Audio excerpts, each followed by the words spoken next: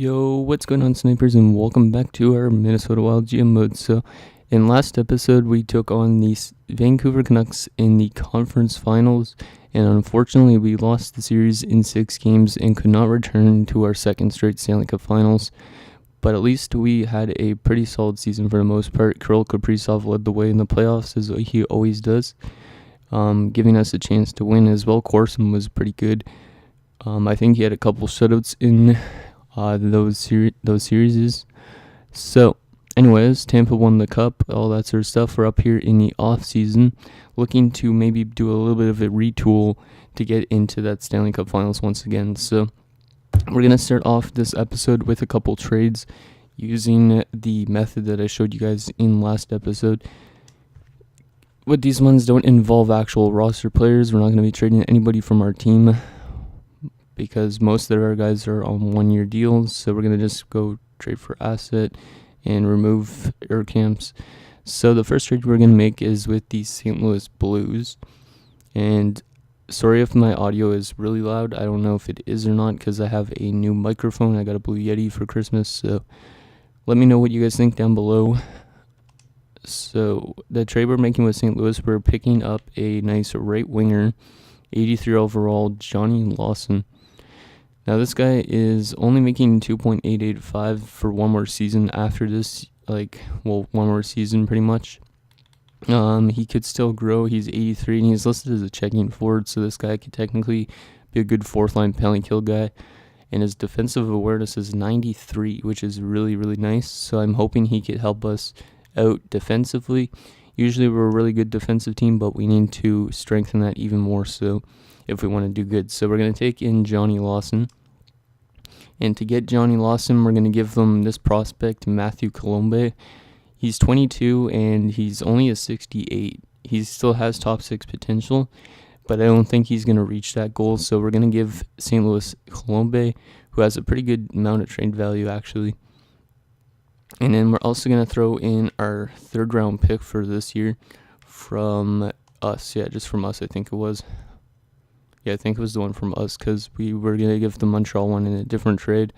It does say we're going to be over salary cap, but it doesn't really matter at this stage, I think, because we're going to have to release some players. Johnny Lawson's going to be a guy that comes back next season and probably replaces somebody like Charlie Davison. So let's go to propose trade, and it's rejected. Isn't sufficient at all. Damn, I haven't tried to see if this actually goes through or not. We don't have a second, and we can't give up our first. We could give up a 3rd and maybe a 4th. Maybe we'll have to throw in something else. Come on, please. Rejected again. Sweden, just a touch. I'm not giving that other 3rd. Oh, okay. I have 2 4ths. You know, I will give the 3rd and 2 4ths, because we don't really need our picks this season, because we have so much prospects. So this should be going through. There you go. Welcome aboard, Johnny Lawson. Gave up more than I wanted to, but whatever. And in the second trade, I don't know how this one's going to pan out, but this one is with the Pittsburgh Penguins. So from Pittsburgh, we are acquiring a defenseman, Christian Nilsson. This guy is a top 6 defenseman, 78 overall, low elite, 20 years old only. So he could become a really good defensive defenseman. He's already got a defensive awareness of 88, so he's going to help us defensively once again. And he's probably going to replace somebody who was it that I was going to release? He could replace somebody like Hedstrom. Hedstrom we traded for, but we only used him in the minors. This guy we're going to try and use in the NHL. And he's signed actually on a minor league deal for still 2 more years, so that's really nice. Then we're also going to acquire a left winger, and that is Reginald McKelly, I think it's pronounced. I don't know. He's 77 overall, high top 9, left wing sniper, 4th liner. He could be up to an 80 by next season and play on our 3rd line. Or we might have to get rid of somebody like Roman Baran to make room for him. And he's still on his minor league deal his minor league deal is running out this year, so he's going to want over $1 million, but still a decent piece. So we're going to add him into this deal. So we're going to get those 2 guys back, and we are going to give up Bob Spooner, who's one of our prospects. We got him just from last year's draft, I think it was. He is a top 6'4" potential player, but he's 20, and if he does reach his thing, I don't think he's gonna reach it till he's like 24. So we're gonna trade away him, and we are also going to throw into this deal the third round pick from the Montreal Canadiens, since it has a decent amount of value, and it is in our favor, it looks like to me. I'm not sure if this will go through. We'll see if it goes through. Rejected. Just a bit low for us. Okay, I might have to add some more picks to this. I can have a third from next year or something like that. Yeah, let's add a third from next year, because we aren't going to need these picks. There you go. Done deal. Okay, so those are our two trades. We didn't lose any roster players just yet, but we did pick up a couple roster players. So Johnny Lawson, I'll show you guys what he looks like. There's all his individual stats. So he's a pretty good all-around player, especially on the defensive side. And then, where's the other dudes? I think the other guys played in the AHL last season, so they didn't actually get to play in the NHL. But there's our deals we're going to make. And yeah, now let's get into the draft. Hopefully we could get some decent prospect with our first, because we don't have a second. We don't have any thirds, I think, etc. So the Sens have the first. We have the 29th, is it? Yeah, the 29th overall pick. Let's see what we could get. So let's just sim to user pick, see if there's any trade offers that we get. I don't know if we're going to get any. Doesn't look like it. Nope. So let's see what goes before our pick. Okay, so Potter goes first. Schultz, there's Bear Schultz's brother. He goes to the St. Louis Blues, so one of our rivals. That's interesting. That's Ronald Schultz. Pecker goes to Montreal. Ray goes to the Rangers. Baldwin goes to Nashville. Any other steals? Papineau is a steal. 76 overall, medium elite. 7th overall. Wow, that's a pretty good steal for the Flyers. Any other steals? There's another elite player, but 54. Elite 64. An elite 62 goaltender. Nicely done. Buffalo finally getting that goaltender, maybe. Rammer going to Carolina. And there's another elite. Damn, a lot of elites in this draft. We might have a chance of stealing an elite if we could get lucky. Okay, let's see what we can get. I think we're going to go more for like right wingers, but there is a lot of left wingers actually. This guy's supposed to go second round. Wozniacki. We could always go with a left winger again, an American two-way forward. Yeah, we do need defensive guys. Rudy DeVoe. Yeah, I think that might be the guy I go with here. Yeah, let's just go with Rudy DeVoe. I'm not going to go all the draft again. Medium top 9, 55, so just a standard pick. Let's do... Wait, actually we might go all the draft because we traded away so much picks. We might have only like 3 or 4 picks this year. We're getting offered 2 7ths for our 5th. I'd rather keep the 5th, just in case we could get a steal right there. A 5th for a 5th and a 7th, no thank you. A 6th for a 6th and 7th, no. Okay, so let's see what we could get here in the 5th round, because we didn't have a 2nd, 3rd, or 4th. High elite, we could check. Oh yeah, that guy's one of the ones I pinned, I think.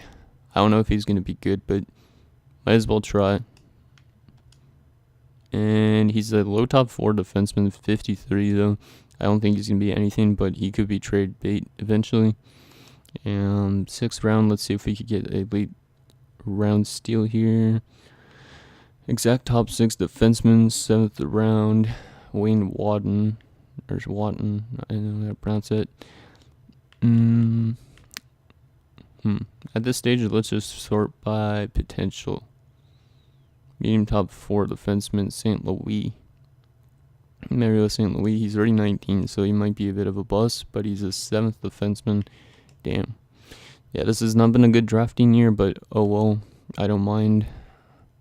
Let's see who's next. We could go with this unknown grinder.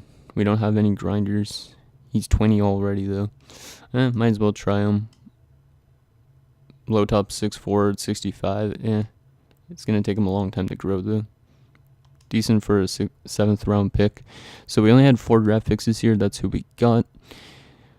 Let's see what we could get in free agency in the re-sign stage, who we have to release and stuff like that, because I don't think we're going to be able to afford everybody. I know Granlund's going to want a 1-year deal at like just over $1 million. But Matt Dumbo, for some reason, is going to want like 2 years at like $4 million. So we might have to release some decent names this year. And I'd like to get Larry Suarez obviously back because I know his contract ends this year. So UFAs, Larry Suarez is the best forward in UFAs. And in RFAs, we got Yolonen and stuff like that. So I'm going to try and re-sign those guys, and I'll get back to you guys in a bit. So we have still some RFAs that need to be signing, but we got pretty much everybody back. We did release, like I said, Davison. We lost Fairchild. Too much similar names, but we released those guys at least. RFA wise, I'm trying to get Hedstrom back because I want to kind of bring him back because maybe he's going to be a good player. But he wants $3 million in 3 years. We'd have $10 million in cap. Yolonen, I could talk to a 1-year deal at 1.2 probably. Jelena, I don't know why he wants a 1-way contract. Don't think he's going to be that good. Yeah, I'm going to release him probably or let him go if some team acquires him or wants to acquire him. Same with Goligoski and Goulet. Hedstrom, no. Let's see, what could I do? 2 years at $2 million, that's a pretty decent deal actually. That's what I'll do for him. Because I don't know if he's still going to grow. He's only 23. And that was the deciding factor of keeping him over Gene Seabrook, because Gene Seabrook was 26. So there's those guys. And let's just check what's up in free agency. I think the only thing we really need is a good right winger, because Fitzgerald is not really turning out to be that top line right wing guy. Alex Tuck, no, that's nothing either. We might have to trade for one, or we could just go into it without one. Zach Gabo. Oh yeah, the Boston guy. I remember him. We did also release Bryce Miller though, but I don't know if I could get him back. Maybe I could get him back. He didn't want an extension though. Is there anybody else that's kind of cheap on the defensive side that could replace somebody like him? Or we could just use Hedstrom as the replacement.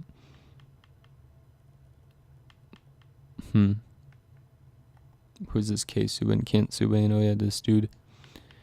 Yeah, I don't know if we need to sign anybody. We could just look for potential players. There's a low elite player. Interesting. 24 though. There's a low elite that's 20 and an offensive defenseman. Yeah, that guy could end up being like Nilsson, so we could sign this guy for the AHL. Who else? Let's see. Any other good prospects? Medium top 6 forward. He's already 25 though. Low elite, 20 years of age. Dwayne Carter. That's a pretty decent player. Left winger. Let's sign him.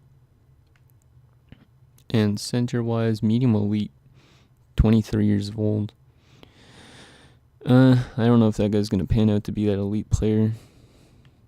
Yeah, I think I'll just leave all the rest of this stuff, but that's what we're gonna do. So let's advance to next season for now. Hopefully we could get those guys. We're getting offered Hayden Fleury for our second. I don't think we really need Hayden Fleury at the moment because of Hedstrom signs with us, but you never know. Actually, we could use Hedstrom as a depth guy. But Hayden Fleury's got 4 years left, which I don't like, and he's 33 already, so I'm not going to accept that deal. Don't want to be paying him until he's 37. Carter has signed with us. Same with Kuiper for our HL club. Yolonen has accepted. Hedstrom's accepted. Nice. And now we're getting off at Patrick. Second line center. We already have a good center depth though. And he's making a lot of money. 83. He's a good player and all, but like I don't think we could really use him, because if you look at our center core, guys, our center core is already pretty deep. We got Schultz, Sure, Hawes, and in our fourth line center is going to be Jared Malone, depth guy, probably Granlund this year. Or one of them is going to be a depth guy. So yeah, we don't really need any centers, so that deal does not really make sense for us. at least in my opinion. So Simon Jelena looks like, yep, he re-signed with us finally on hopefully a two-way deal. We're going to offer Derek Pouliot for our second. Derek Pouliot, how old are you? He is 36. Ugh. And 4 years left. No, thank you. Seems like the computer's always signing players to really bad contracts. And now we're getting offered Miro Heiskanen and Brett Pesce for our first next year, and our guy that we drafted, I think, in the first round this year as well. Heiskanen, they just recently signed in free agency as well, 84 overall. That's nice, but I don't really need that. Same with Brett Pesce, because then I'd have to trade away somebody like Matt Dumba, and I don't want to do that. So Eric Goligoski's also accepted. It's good. We're still getting offered Patrick. I would take Patrick if he was maybe a right winger, but hopefully somebody like Kai Yolonen grows really good for next season, because he was a 79 and 23 years old, so he could still technically grow to like an 80-something. Still getting offered the same kind of guys. Sprong, no, he's probably old now, even though he's a right winger. That's technically what we need. I just don't want people on bad contracts, because we already have a lot of high-end contracts with the team. Like Schultz is making a lot of money. Corson's making a lot of money. Fitzgerald, goddammit, is making a lot. Like every single player is making a lot on this team. That's in the top 6 pretty much. So, and now Larry Suarez is actually making a pretty solid contract, because I think I signed him for 3 years at like maybe $6-7 million. So the season should be almost up here, and then we'll edit the lines. Well, actually, I'll edit the lines once it pops up, guys, and I'll see you guys in a second. Okay, guys, so here is our NHL lines for the season. So we have a couple players scratched that will probably just come in case we have injuries and stuff like that. But anyways, our top 6 is pretty nice. You got Urkamp, Schultz, and Fitzgerald as always. Fitzgerald's down to an 83. Just keeps on dropping. So I think we might have to move him eventually. I just don't know when. Second line, we got Sure playing on the wing this year. He could always switch with Haas to the center role. Depends on if his faceoffs get better, because Haas has got the better of the two. And then we got Kirill Kaprizov, who dropped to an 84, but he still got that top 6 potential. Don't know why he's dropping. He's only 33. And then third line, we got Reginald McKelly with Jared Malone and Johnny Lawson, who actually makes this line look nicer. It is weak on this side, though. And in the fourth line, you got Kai Yolonen, Mikhail Granlund, and Tommy Kilger. Because Tommy Kilger is actually dropping off, or his potential went to an exact top 9 instead. So defensively, we look a pretty bit stronger, I think, than last year. We got Ruchin and Hodges. Christian Nilsson jumped up all the way to an 82 from that 78. So this guy is going to be a really good player, I think. Matt Dumba's here as an 81, and then Tillett jumped to an 80, and we also got Hedstrom down here at a 79. Goaltending-wise, Corson's a 90, and McQuaid 82. And scratch, we got Steven Forsberg, who is a minor checking forward, but I think we signed him on a one-way deal. Yeah, probably on a one-way deal. Baran his contract ends this year. We might have to let him go. And then Jaden Shipchura as well. AHL-wise, I have not actually set the lines yet. So, AHL-wise, let's just make sure we got everybody that should be in the lineup in. Morozov. How good a potential does Morozov have? I forget. Bottom 6. Okay, that's fine. So, first line, we got Jelena Cormier, who's only 20, and he's a 76, so that's pretty awesome. Stahlberg. And then second line, Goligoski, Goulet, and LaBelle. Third line, we got Dwayne Carter, who we just signed in free agency, alongside of Chubasov and Hoffman. Third line, Quick with Ferguson and Morita. Then on defense, we got Huey and LaValle. LaValle's 19, and he's up to a 72. I think he might be NHL bound next year, which means we might have to release somebody, or if Dumbo retires, he could be a replacement, potentially. Second pairing, we got Carlos with Bowl, and third pairing, Savret with Clinton Martin, our elite guy. He's up to a 68 at 20 years of age. I don't think we have any scratch guys, do we? Oh shit, Dundas needs to be in the lineup. You know what, we'll just replace Savret because he's only got top 6 potential. So we got another medium elite playing there. Jesus Bull, we could potentially replace. How good is Kuiper? Oh yeah, he's the elite guy we signed, so there you go. So we got a decent amount of prospects down there for the most part. Let's actually move Martin up. There you go. Goaltending wise, Kessel and Pittis. Pittis is still 72. I don't know when he's going to get to the NHL. Hopefully by 22-23. And scratched, we got all these guys. So anyways, guys, that's going to do it for this episode of our Minnesota Wild Gym Mode. So next episode, we are going to sim the entire season and hopefully get back to maybe winning another Stanley Cup. We still have that championship status, so I'm thinking we could still go far. So thank you guys so much for watching. See you guys next time.